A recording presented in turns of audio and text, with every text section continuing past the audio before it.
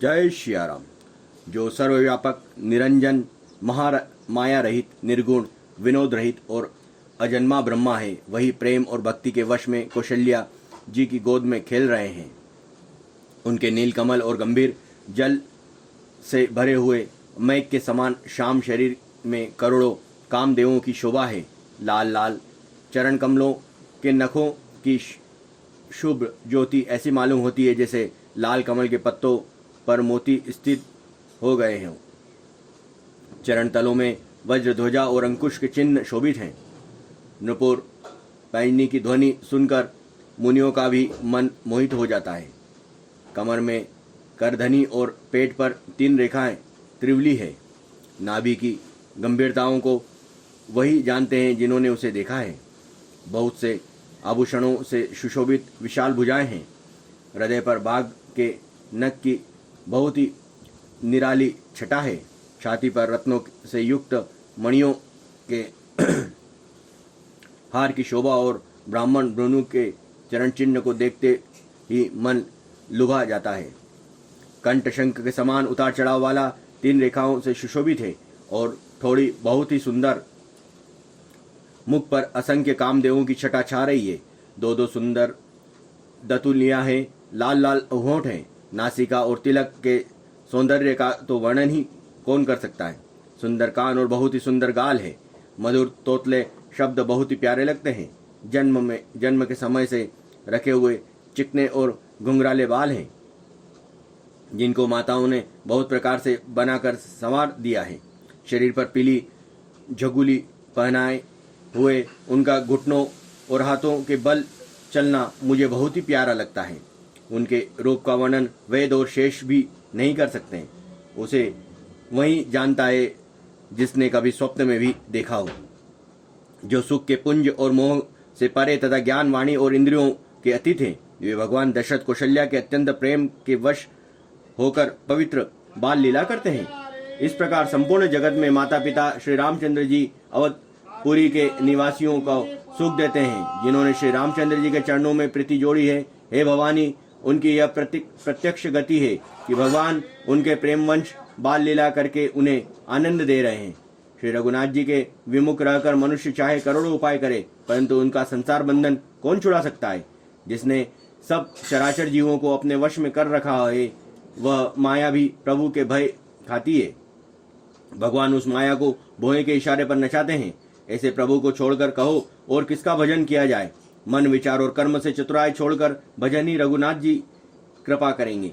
इस प्रकार प्रभु रघुनाथ जी ने बाल क्रीड़ा की और समस्त नगरवासियों को सुख दिया। कौशल्या जी कभी उन्हें गोद में लेकर हिलाती डुलाती और कभी पालने में लिटाकर झुलाती थी।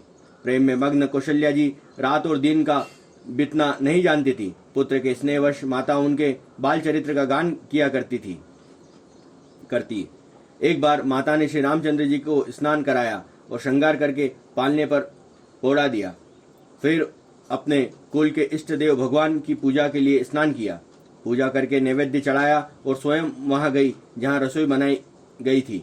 फिर माता वहीं पूजा के स्थान में लौट आई और वहां आने पर पुत्र को इष्ट देव भगवान के लिए चढ़ा हुए नैवेद्य का भोजन करते देखा। माता भयभीत होकर पालने में सोया था, यहाँ किसने लाकर बैठा दिया। इस बात से डर कर पुत्र के पास गई तो वहां बालक को सोया हुआ देखा। फिर पूजा स्थान में लौटकर देखा तो वहीं पुत्र वहां भोजन कर रहा है। उनके हृदय में कंपन होने लगा और मन को धीरज नहीं होता। वह सोचने लगी कि यहाँ और वहां मैंने 2 बालक देखे, यह मेरी बुद्धि का भ्रम है या कोई विशेष कारण है। प्रभु श्री रामचंद्र जी ने माता को घबराई हुई देखकर मधुर मुस्कुरा से हंस दिया। फिर उन्होंने माता को अपना अखंड अद्भुत रूप दिखाया, जिसके एक एक रोम में करोड़ों ब्रह्मांड लगे हुए हैं।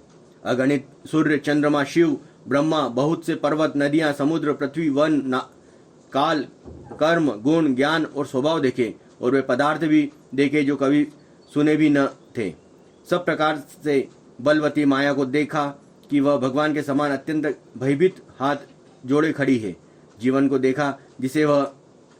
देखा जिसे वह माया नचाती है, और फिर भक्ति को देखा जो उस जीवों के माया से छोड़ा देती है। माया का शरीर पुलकित हो गया मुख में वचन नहीं निकलता, तब आंखें मूंद कर उसने श्री रामचंद्र जी के चरणों में सिर नवाया। माता को आश्चर्यचकित देखकर खर के शत्रु श्री रामचंद्र जी फिर बाल रूप हो गए। माता से स्तुति भी नहीं की जाती, वह डर गई कि मैंने जगत पिता परमात्मा को पुत्र करके जाना। श्री हरि ने माता को बहुत प्रकार से समझाया और कहा, हे माता सुनो, यह बात कहीं पर कहना नहीं। कौशल्या जी बार बार हाथ जोड़कर विनय करती है कि हे प्रभु, मुझे आपकी माया अब कभी न व्यापे। भगवान ने बहुत प्रकार से बाल लीलाएं की और अपने सेवकों को अत्यंत आनंद दिया। कुछ समय बीतने पर चारों भाई बड़े होकर कुटुंबियों को सुख देने वाले हुए। तब गुरुजी जाकर चूड़ा कर्म संस्कार किया। ब्राह्मणों ने फिर बहुत सी दक्षिणा पाई। चारों सुंदर राजकुमार बड़े ही मनोहर अपार चरित्र करते फिरते हैं। जो मन वचन और कर्म से अगोचर हैं, वही प्रभु दशरथ जी के आंगन में विचर रहे हैं। भोजन करने के समय जब राजा बुलाते हैं, तब वे अपने बाल सखाओं के समाज को छोड़कर नहीं आते। कौशल्या जी जब बुलाने जाती हैं, तब प्रभु ठुमुक ठुमुक कर भाग चलते हैं। जिनका वेद नेति इतना ही नहीं कहकर निरूपण करते हैं, और शिवजी ने जिनका अंत नहीं पाया, माता उन्हें हठपूर्वक पकड़ने के लिए दौड़ती है। वे शरीर के धूल लपेटे हुए आए हैं और राजा ने हंसकर उन्हें गोद में बैठा लिया। भोजन करते हैं पर चित्त चंचल है। अवसर पाकर मुंह में दही भात लपटाए किलकिलारी मारते हुए इधर उधर भाग चले। श्री रामचंद्र जी के बहुत ही सरल, भोली और सुंदर मन भावन बाल लीलाओं का सरस्वती, शेष जी, शिव जी और वेदों ने गान किया। जिनका मन इन लीलाओं में अनुरक्त नहीं हुआ, विधाताओं ने उन्हें मनुष्य को वंचित कर दिया है, नितांत भाग्यहीन बनाया। जो ही सब भाई कुमार अवस्था में हुए, त्यों ही गुरु पिता माता ने उनका यज्ञोपवीत संस्कार कर दिया। श्री रघुनाथ जी भाइयों सहित गुरु के घर में विद्या पढ़ने गए और थोड़े ही समय में उनका सब विधाएं आ गई। चारों वेद जिनके स्वभाव श्वास है, वे भगवान पढ़े, यह बड़ा कौतुक अचरज है। और चारों भाई विद्या, विनय, गुण और शील में बड़े निपुण हैं और सब राजाओं की लीलाओं के ही खेल खेलते हैं। बोलो सियावर जय सिया राम। हाथ में बाण और धनुष बहुत ही शोभा देते हैं।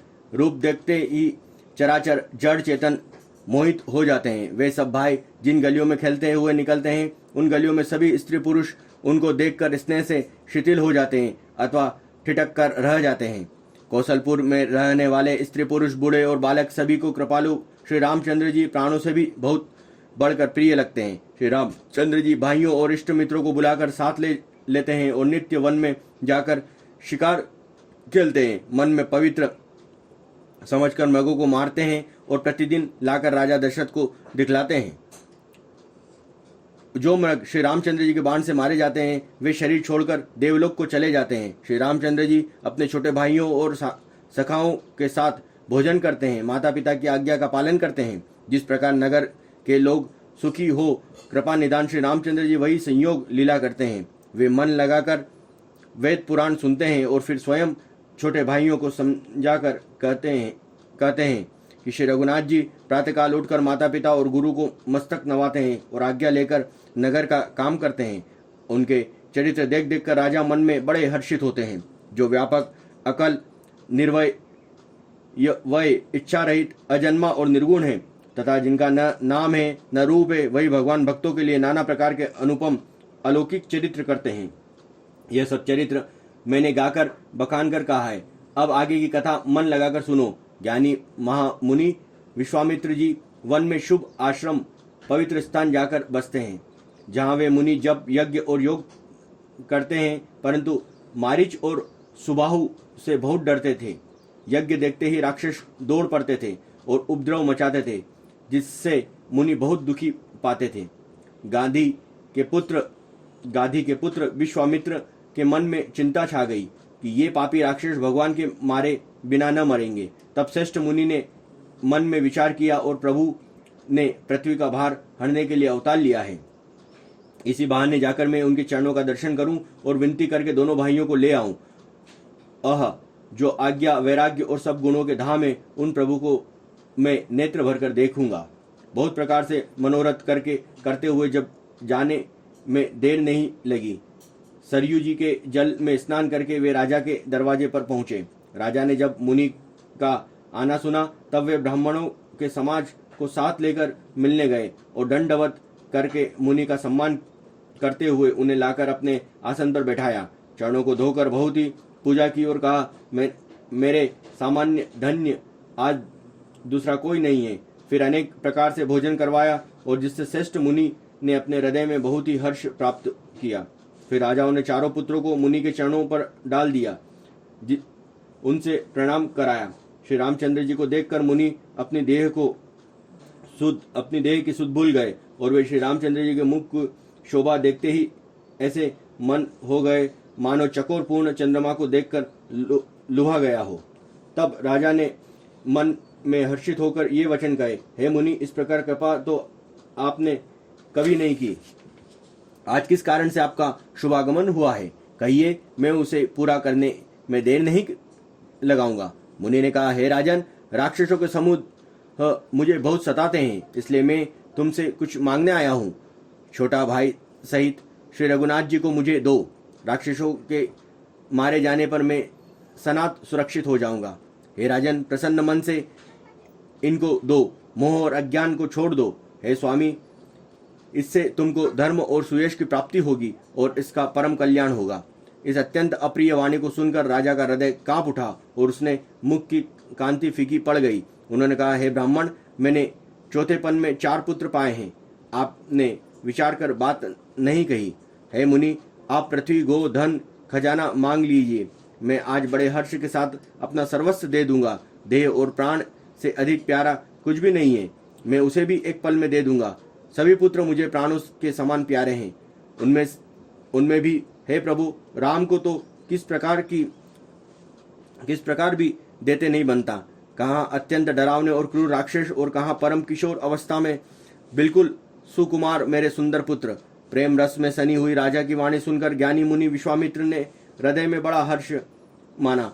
तब वशिष्ठ जी ने राजा को बहुत प्रकार से समझाया, जिससे राजा का संदेह नाश को प्राप्त हुआ। राजा ने बड़े ही आदर से दोनों पुत्रों को बुलाया और हृदय से लगाकर बहुत प्रकार से उन्हें शिक्षा दी। फिर कहा, हे नाथ, ये दोनों पुत्र मेरे प्राण हैं। हे मुनि, अब आप ही इनके पिता हैं, दूसरा कोई नहीं। राजा ने बहुत प्रकार से आशीर्वाद देकर पुत्रों को ऋषियों के हवाले कर दिया। फिर प्रभु माता के महल में गए और उनके चरण में सिर नवाकर चले। पुरुषों के सिंह रूप दोनों भाई राम लक्ष्मण मुनि का भय हरने के लिए प्रसन्न होकर चले। वे कृपा के समुद्र, धीर बुद्धि और संपूर्ण विश्व के कारण के भी कारण हैं। भगवान के लाल नेत्र और चौड़ी छाती, विशाल भुजाएं, नील कमल और तमाल के वृक्ष की तरह श्याम शरीर और कमल में पीताम्बर पहने, सुंदर तरकस कसे हुए, दोनों हाथों में क्रमशः सुंदर धनुष और बाण हैं। श्याम और गौर वर्ण के दोनों भाई परम सुंदर हैं। विश्वामित्र को महान निधि प्राप्त हो गई। वे सोचने लगे कि मैं जान गया हूं कि प्रभु ब्राह्मणों के भक्त हैं। मेरे लिए भगवान ने अपने पिता को भी छोड़ दिया है। मार्ग में चले जाते हुए मुनि ने ताड़का को दिखलाया। शब्द सुनते ही वह क्रोध करके दौड़ी। श्री रामचंद्र जी ने एक ही बाण से उसके प्राण हर लिए और दीन जानकर उसको निजपद अपना दिव्य स्वरूप दिया। तब ऋषि विश्वामित्र ने प्रभु को मन में विद्या का भंडार समझते हुए भी लीला को पूर्ण करने के लिए ऐसी विद्या दी जिससे भूख प्यास न लगे और शरीर में अतुलित बल और तेज का प्रकाश हो। सब अस्त्र शस्त्र समर्पण करके मुनि प्रभु श्री रामचंद्र जी को अपने आश्रम में ले आए और उन्हें परम हितु जानकर भक्तिपूर्वक कंद मूल और फल का भोजन कराया। सवेरे श्री रघुनाथ जी ने मुनि को कहा, आप जाकर निडर होकर यज्ञ कीजिए। यह सुनकर सब मुनि हवन करने लगे। आप श्री रामचंद्र जी यज्ञ की रखवाली पर रहें। बोलो सियावर रामचंद्र की जय। पवन पुत्र हनुमान की जय।